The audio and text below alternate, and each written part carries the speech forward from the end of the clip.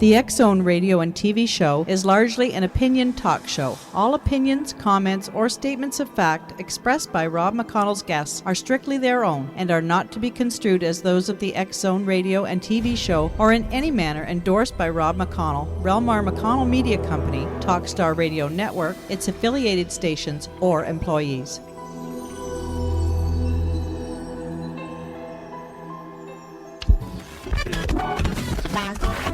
All Hit Radio.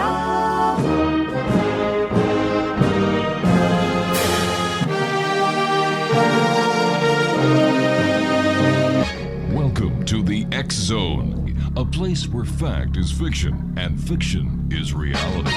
Now, here's your host, Rob McConnell.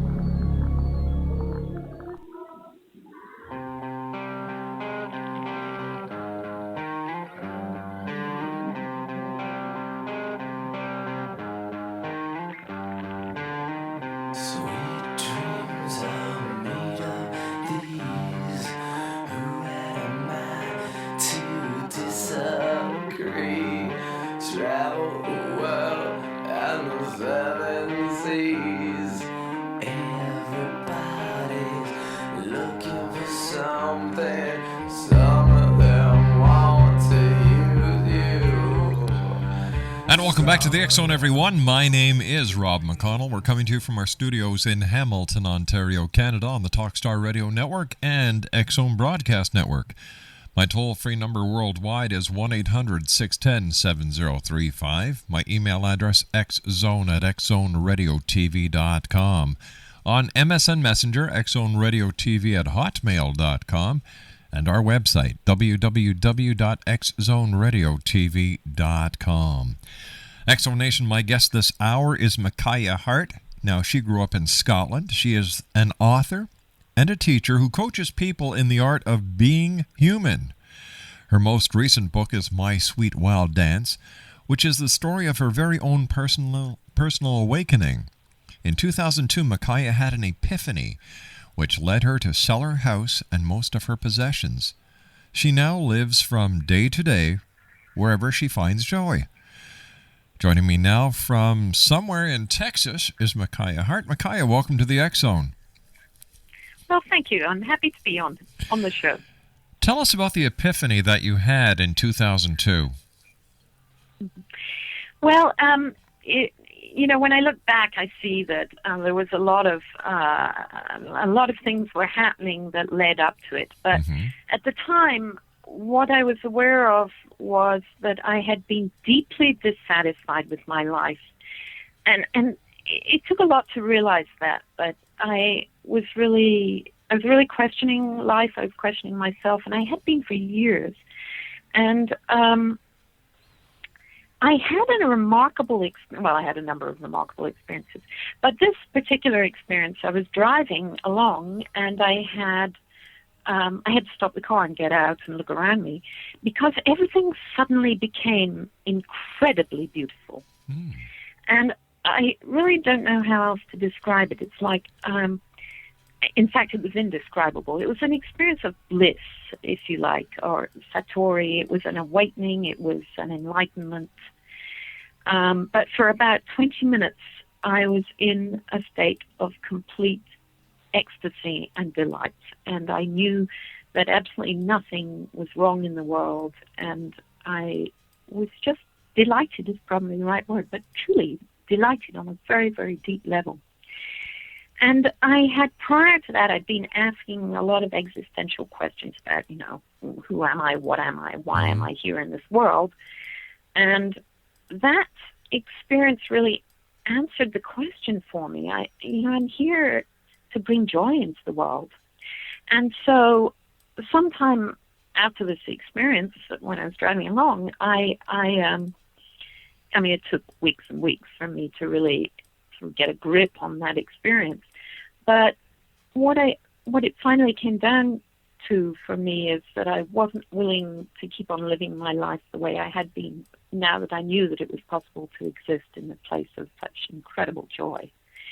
And I wanted to be in that place all the time, and I was willing to do whatever was necessary for me to do to be in that place all the time. And a lot of what it came down to was I had to stop being busy. You know about being busy. We all know about being busy. Most of us are really, really busy all the time. And that busyness prevents us from being really present to the joy and delight of being alive. So there's a lot more to the saying where, stop and smell the roses than just a pretty phrase. Yes, and when people say, don't just sit there, do something, what they really probably mean to be saying is, don't just do something, sit there. Mikaya, you and I have to take a commercial break. Interesting lady, Exonation. We're talking about My Sweet Wild Dance. Now, this is the story of Mikaya's very own personal awakening. And we're going to be talking more about happiness, the reality that we live in, and why it's very important to stop and smell the roses. My name is Rob McConnell. This is the X Zone, a place where people dare to believe and dare to be heard.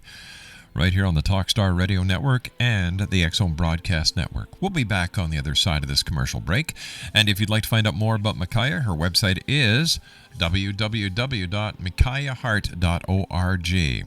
We'll be back after this break. Don't go away.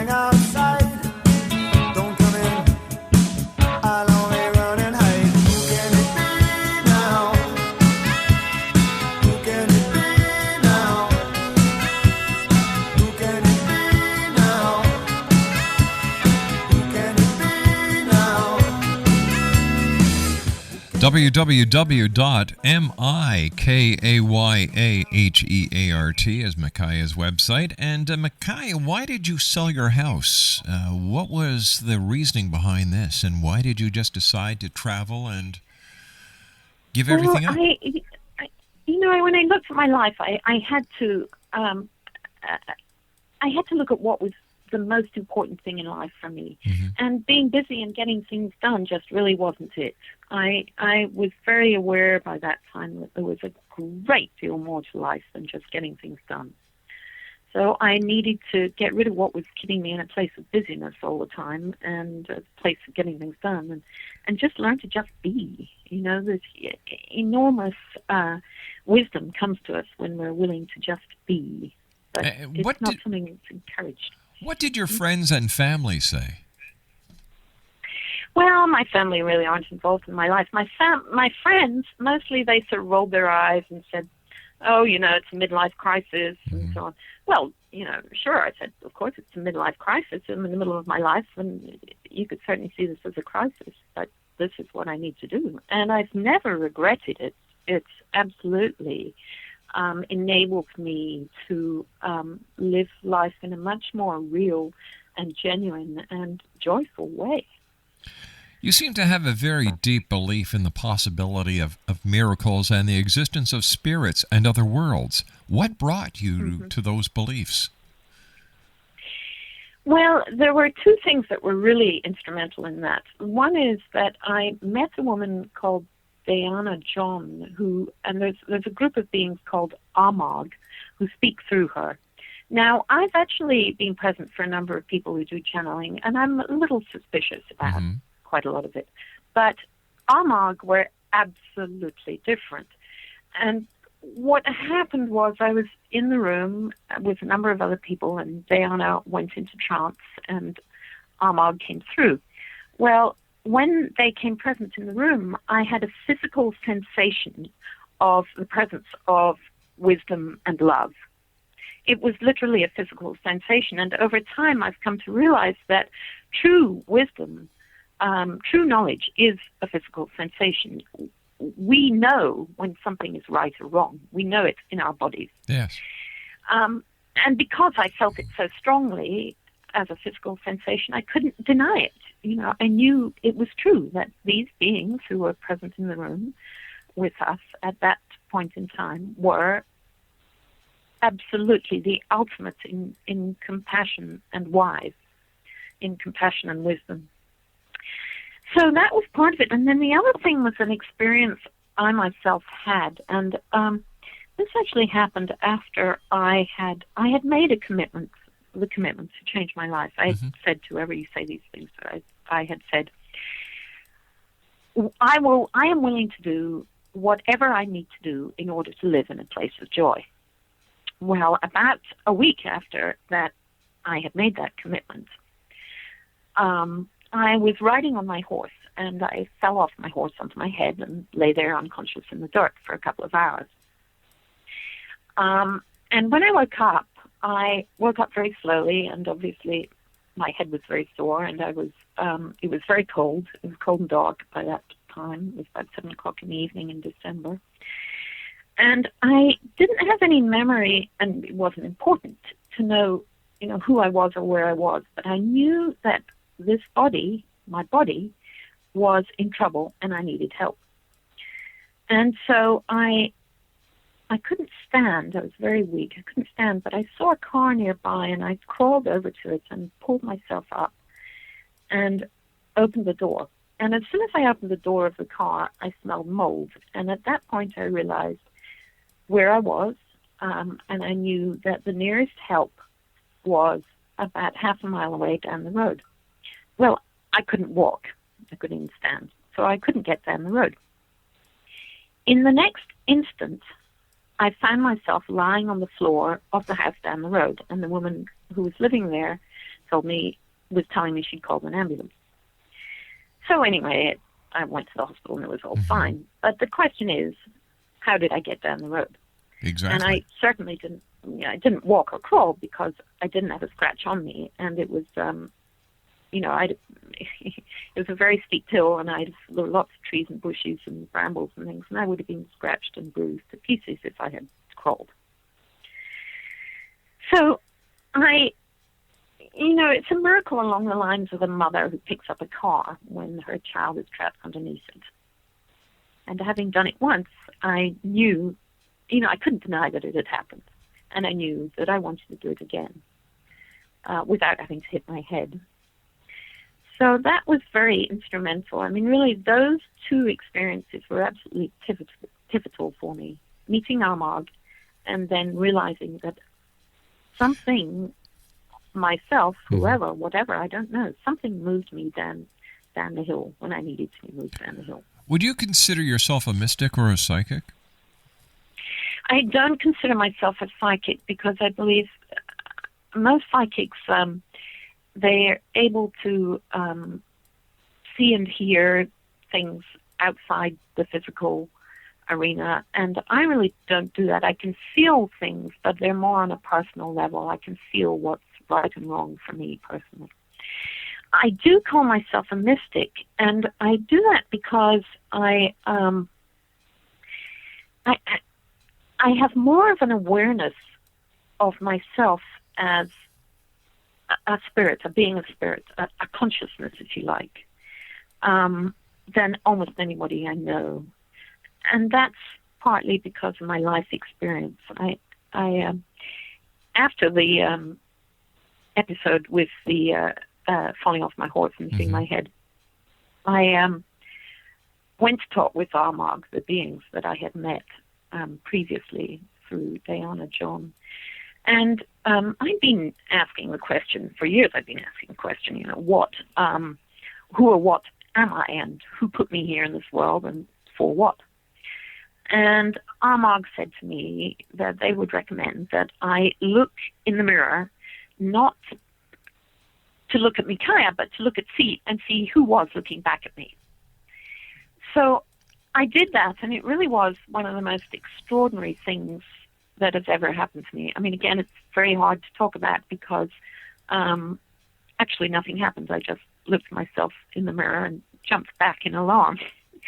But what I saw in the mirror was, I have to assume that it's the truth of who I am, and it was a being that was powerful and eternal and all-knowing, beyond anything that we can grasp with our rational brains. Now, Eckhart Tolle, in his book, The Power of Now, I'm not sure, in one of his books, he talks about having that experience of looking in the mirror. And Byron Katie also does, of looking in the mirror and seeing an incredible being in the mirror. So I think they have had similar experiences, but I certainly know very few people who have had those experiences. And really that experience did change my life, because whenever I think about that, I in the same breath, I think, what is there to be frightened of in the world if I'm truly that powerful? What can harm me? The person that you saw, or the being that you saw, the essence that you saw in the mirror, how do you rationalize it now after all these years?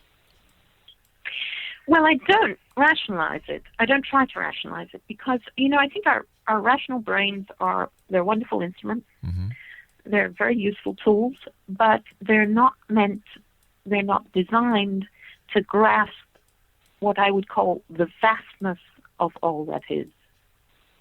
And they can't grasp it. And in fact, because our rational brains are based on an egocentric, and I use that in the best sense of the word, but an egocentric way of being in the world, the ego is threatened by something so absolutely vast. And I do think that vast is a good word there, because it sort of encompasses the idea that it's beyond our ability to grasp it. And so the ego just really can't. The ego, the rational brain. You can't. All right. You can't So taking that into consideration, who or what do you believe you saw in that mirror that made you jump back? Okay. Well, I'll explain in a moment particularly about the jumping back. But let me say that what I've come to believe is that we, as human beings, all of us, okay, well, let me speak for myself here, but understand that in speaking for myself, I believe this is true for every other human being also. I am a vast being of spirit. I am a consciousness that exists beyond time and space. Now, it is impossible for us as human beings to understand or even think about, and certainly not to rationalize, the concept of no time, because our lives are boundaried by time. And time is about space, because space and place are what changes constantly and therefore enable us to follow time. If nothing ever changed, we wouldn't be able to have any way of tracking time. So we can't grasp that vastness. We can't grasp it. It is from that perspective, that vast consciousness, that we decide to create a physical body and a personality to go with it. More than one, actually. All of us, that consciousness that we truly are, will decide time and time again, many times over, to create a physical body. Because that's what... because it's fun, because it's a great experience to... All right, we've got to take a commercial break. Please stand by. Okay. Exonation, our guest this hour is Mikaya Heart. Her website is mikayaheart.org. That's MIKAYAHEART.org. We'll be back on the other side of this news break as we continue from our studios in Hamilton, Ontario, Canada, here in the X Zone.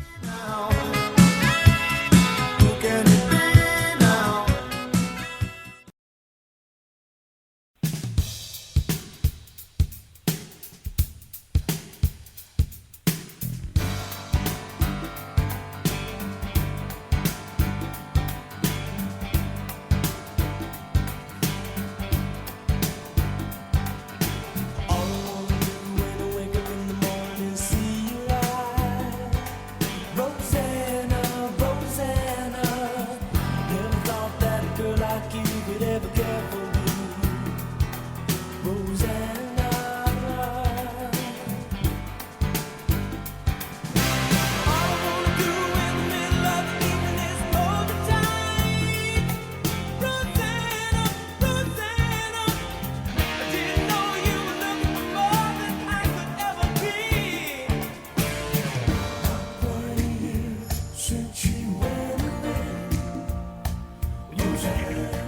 Mikaya Heart's my special guest this hour, Exonation, www.mikayahart.org.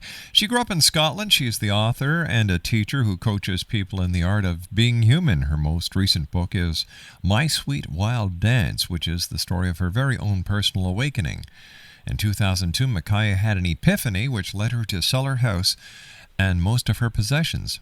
She now lives from day to day wherever she finds joy.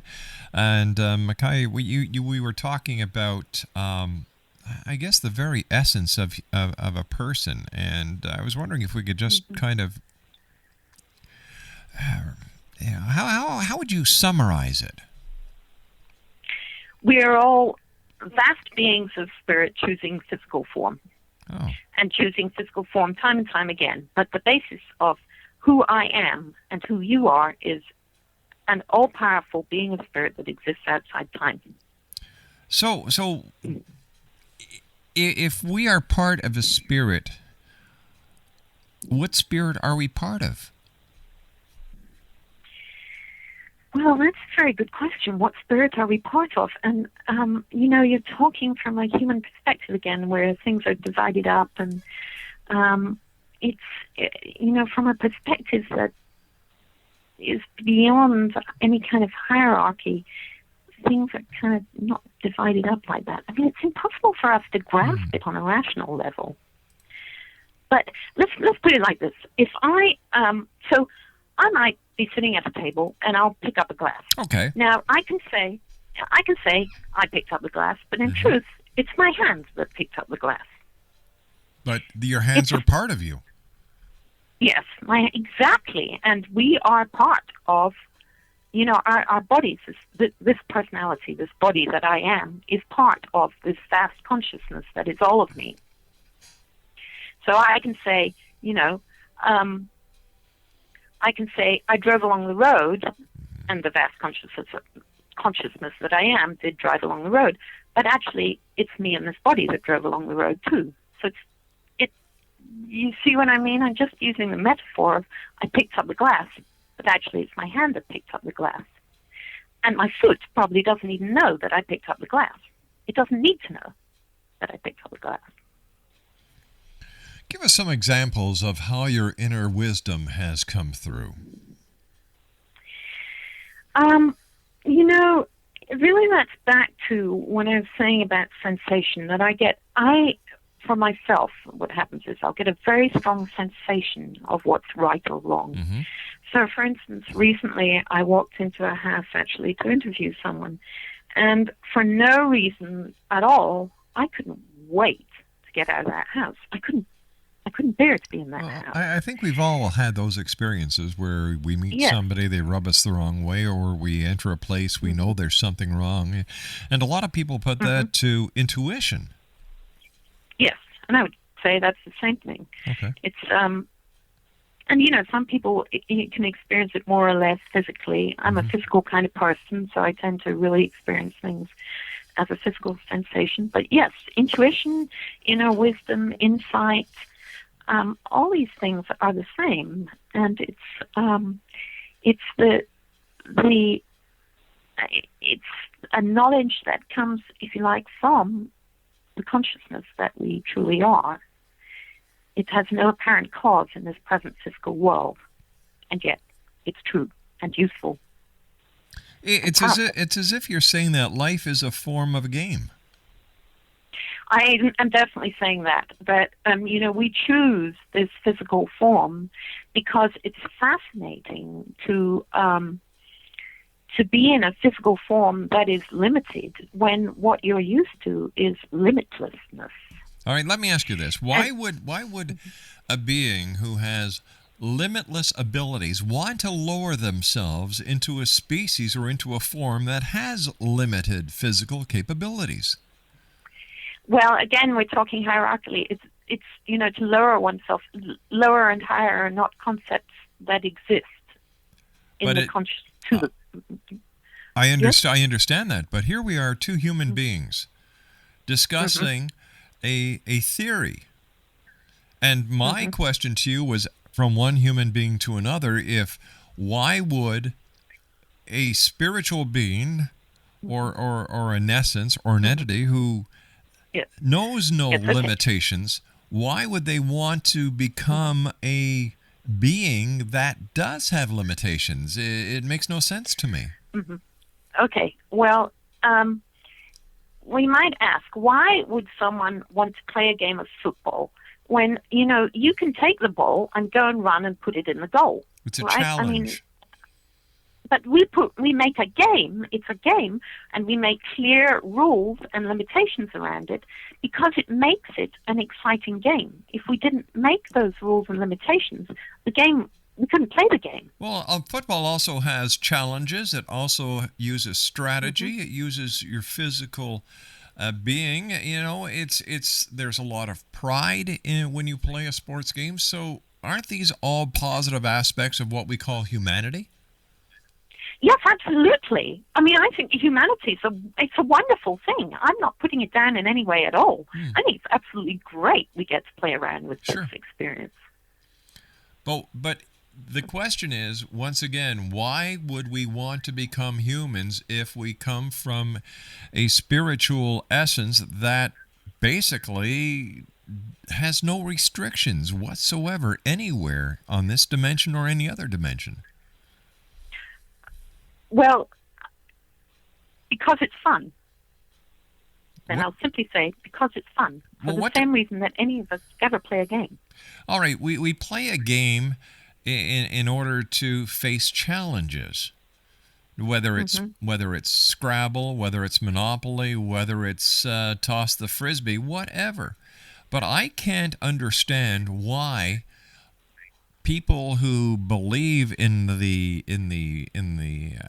possibility that we are from spirit, and we've decided to take on this body and the challenges that we've set ourselves up for, the people that we meet, this, that, and the other thing, the script of what we call life.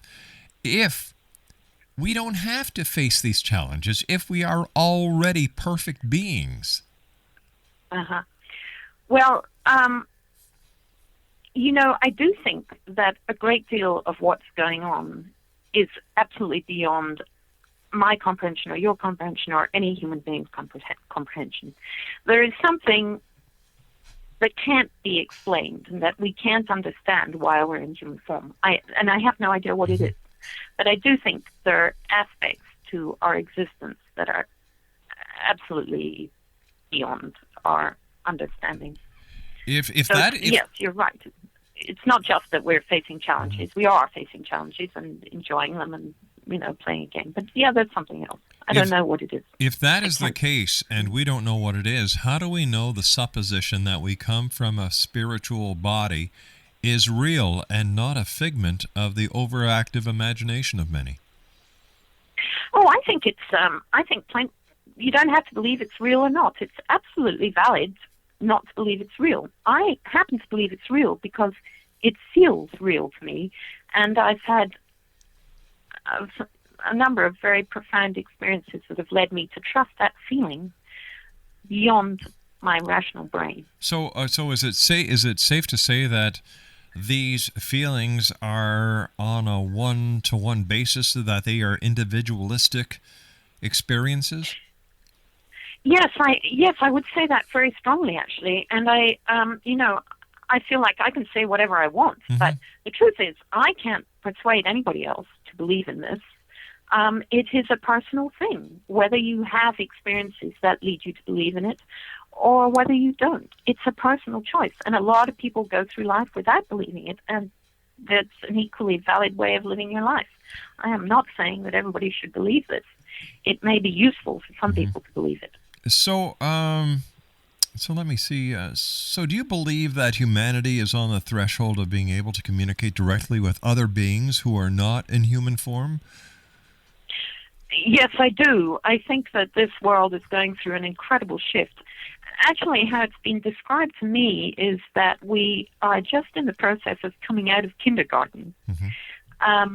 So, a child in kindergarten doesn't communicate very well, isn't particularly aware of the vastness of the world outside her kindergarten.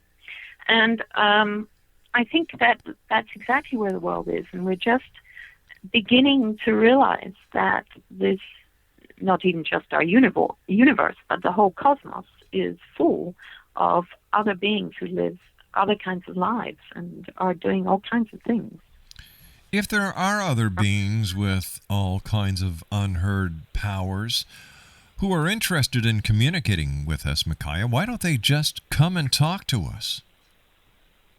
Well, I think that's very clear that they, if a bunch of beings landed here in Texas right now, the American government would run in and cordon them off and not allow any of us ordinary mortals to speak to them. And they would, in other words, they'd get involved in all the machinations of politics.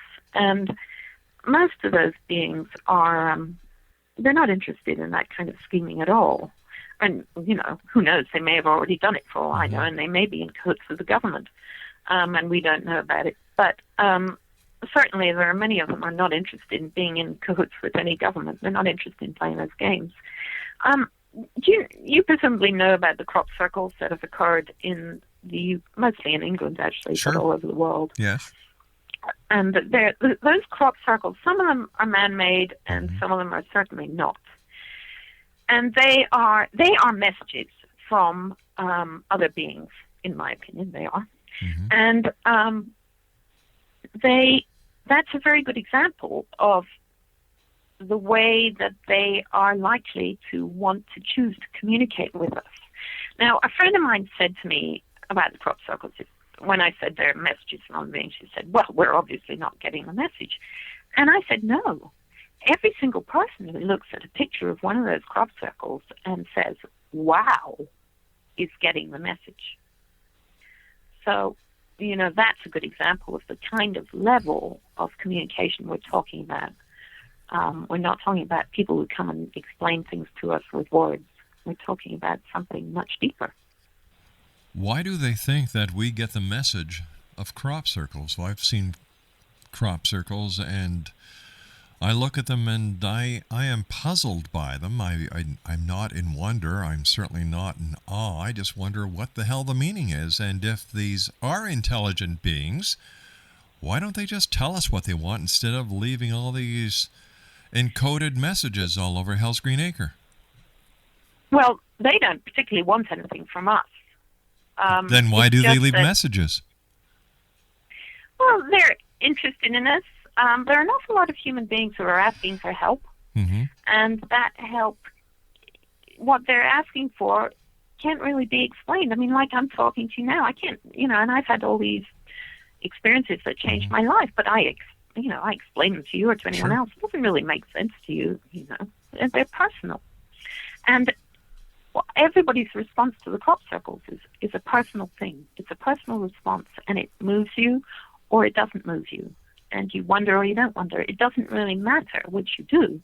But some people certainly wonder, and that changes things. That it makes them think. It expands their perceptions of reality.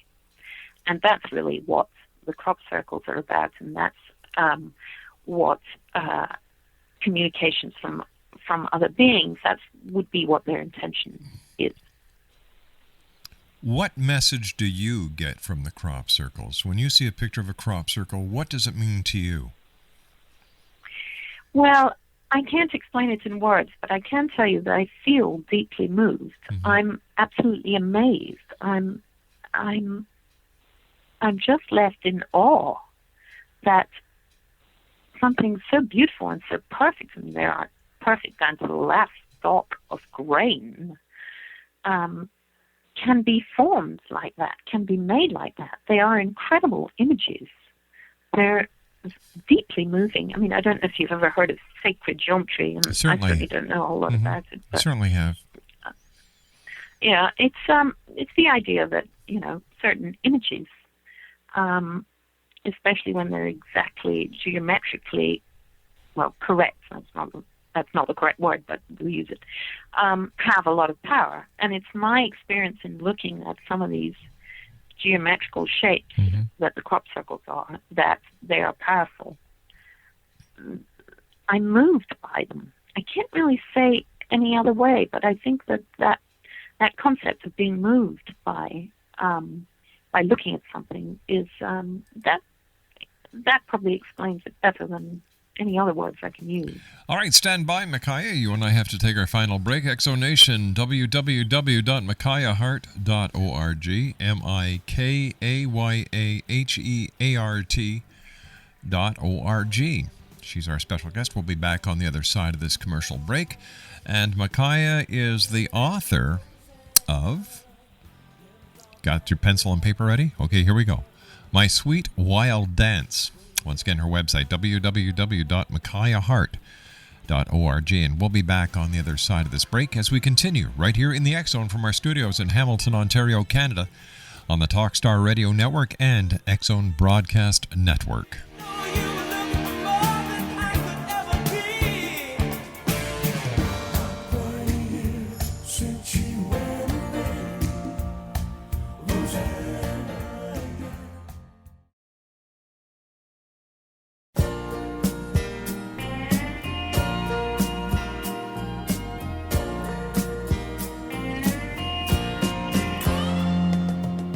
Sun goes down on a silky day. Quarter moon walking through the Milky Way. Oh, you and me, baby, we could think of something to do. It's the right time of the night. The stars are winking above. It's the right time of the night, making love.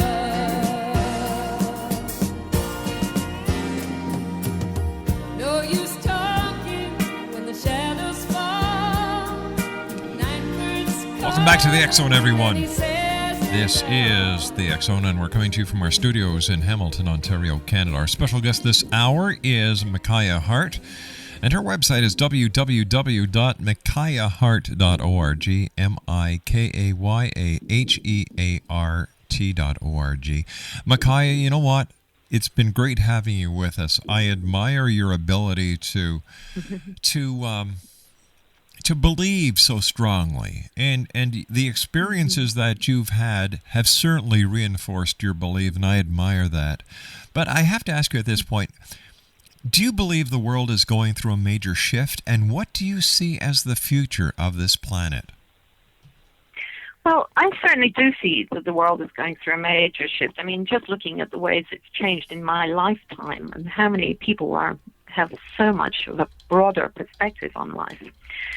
There's a lot of people who are afraid that we're approaching Armageddon and, there's going to be massive world catastrophes and the planet's going to be destroyed and, all that. I don't subscribe to that view at all. I think that I feel very positive about the future. And again, we're back to it's partly my own personal experience that, I find my life is I'm so much freer than I was when I was growing up. People are so much more open-minded. And I believe this